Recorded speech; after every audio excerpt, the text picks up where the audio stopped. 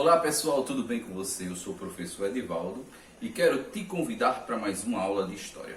Hoje vamos falar sobre o período pós-abolição. Primeiramente, é interessante você saber que a abolição é o fim da escravidão negra no Brasil, ok? Quando se deu esse fato? Em 1888. Fato totalmente tardio. O que quer dizer isso, totalmente tardio? Quer dizer que demorou muito tempo. Poderia ter acabado antes? Poderia sim. Mas o que fez ele perdurar por tanto tempo? Interesses econômicos dos senhores de engenhos, fazendeiros, da burguesia local. Isso foi inadmissível para a nossa história. Nós fomos um dos últimos países do mundo a contemplar esse tipo de atividade deplorável. Mas é um fato confirmado que ocorreu e a gente não pode negar que isso faz parte da nossa história. A gente não pode permitir que isso se repita. Tá ok? E é com essas palavras que a gente dá início hoje à reflexão. O que aconteceu em 1888 e diante, 1889, não é, consecutivamente, com aquelas pessoas que eram ex-escravos?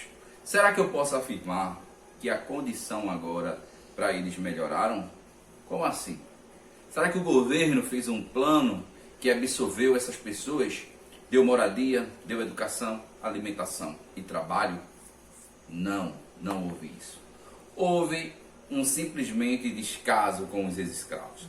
Muitos tiveram que continuar trabalhando onde estavam e, pasmem, praticamente na mesma condição que eles tinham como escravo. Muitos nem sentiram que tinha chegado a abolição. Para eles ainda eram escravos. Não é? Não houve uma política de absorção dessas pessoas, elas não tiveram um trabalho esperando por elas, os filhos não tiveram educação, não é? Então o que restou para eles foi uma péssima condição. Existe uma história que ela diz que o termo favela é proveniente desse momento aí. Aqueles homens que não tinham para onde ir, acabaram de se libertar, foram ocupar os morros. E chegando nos morros, existia um tipo de vegetação que era a única fonte de alimentação que eles tinham naquele momento, porque os trabalhos não os absorviam. Então essa vegetação era fava.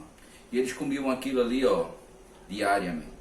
Então muitas vezes, para se referir a essas pessoas que moravam no morro, diziam aqueles que comem fava. Chegou um dia que alguém disse, aqueles favelados. Então a gente começou a batizar as pessoas que moravam no morro de favelado, atribuindo a vegetação que era a alimentação que eles tinham naquele momento, a única alimentação que estava disponível para eles.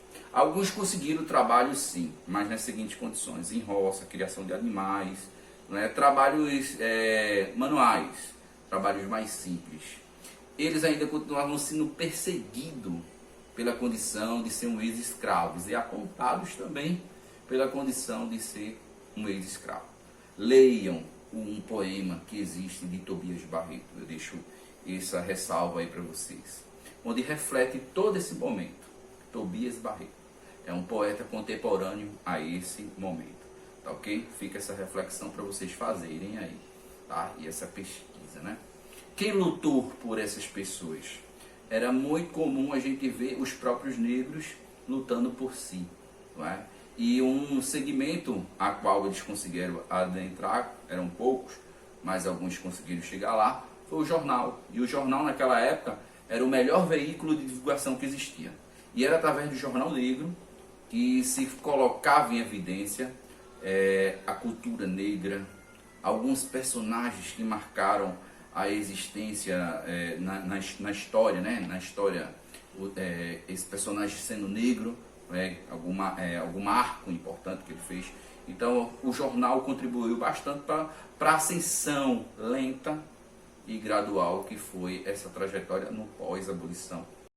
Mas quero salientar, que fique bem claro, que essa luta ela não foi uma luta fácil.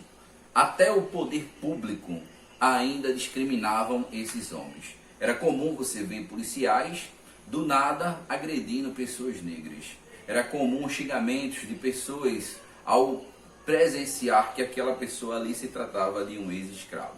Então foi uma luta muito árdua. Isso aí você não pode esquecer e memorizar que essa luta ela foi muito dura e é até hoje. Para você ver, existem cargos com pouquíssima ocupação de negros, não é? Que estão chegando, estão lento e gradual, mas a luta para chegar lá é bem mais difícil. É um legado dessa falta de compromisso com os ex-escravos. Por isso que hoje a gente vê muitas políticas de cota. Muitos não entendem porque a gente tem que dar uma cota à condição daqueles que são negros, pardos. Não é? Mas se parar um pouquinho e refletir, vai ver que a história ela traz essa resposta para você. E que é importante a inserção dessas pessoas também em altos escalões de emprego. Isso e muito mais. Tá ok? Então quero que você, a partir dessa aula, amplie as suas pesquisas acerca desse período pós-abolição, para você perceber o quanto foi duro e o quanto é duro a luta nesse Brasil das pessoas que têm uma origem proveniente de ex-escravos. Forte abraço, conto com você para a próxima aula.